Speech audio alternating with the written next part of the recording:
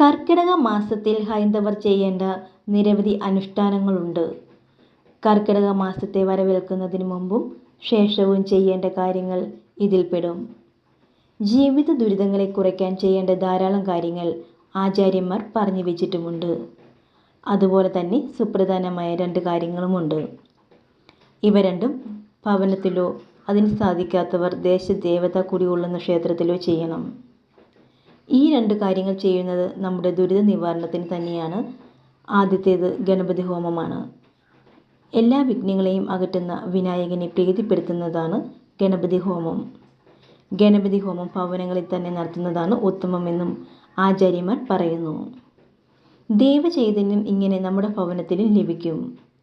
ഇതിന് സാധിക്കാത്ത സാഹചര്യത്തിൽ ദേശദേവതാ ക്ഷേത്രങ്ങളിൽ ഹോമം ചെയ്യണം. ഇതിലൂടെ ജീവിതത്തിന് ദുരിതമാസത്തിൽ സുകൃതഫലം സിദ്ധിക്കും. ഒരു ഗണപതി ഹോമമെങ്കിലും രാമായണ മാസത്തിൽ ഉറപ്പായും ചെയ്യണമെന്നാണ് ആധ്യാത്മിക ആചാര്യന്മാർ പറയുന്നത്.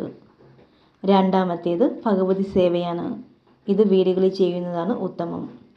ഇതിന് സാധിക്കാത്ത പക്ഷം നിശ്ചയമായും ദേശദേവതാ ക്ഷേത്രങ്ങളിൽ ഭഗവതി സേവ ചെയ്യണം. ദേവീപ്രീതിക്കും ദുരിത നിവാരണത്തിനുമായി ചെയ്തു വരുന്ന ഭഗവതി സേവ കർക്കിടക മാസം തുടങ്ങുന്നത് മുതൽ എല്ലാ ക്ഷേത്രങ്ങളിലും നടന്നു വരുന്ന ചടങ്ങാണ്. ഈ ഇരുപൂജകളും പുണ്യമാസത്തിൽ ചെയ്യുന്നതോടെ ദുരിതങ്ങളും ഒപ്പം ഐശ്വര്യവും വർദ്ധിക്കും. അതിനായി തന്നെ ഗണപതി ഹോമവും ഭഗവതി പൂജയും എല്ലാ ഭക്തജനങ്ങളും ചെയ്യണമെന്നാണ് ആചാര്യന്മാരുടെ അഭിപ്രായം. ഈ വീഡിയോയെ പറ്റിയുള്ള അഭിപ്രായങ്ങൾ നിങ്ങൾ കമൻറ്റ് ബോക്സിൽ രേഖപ്പെടുത്തുക.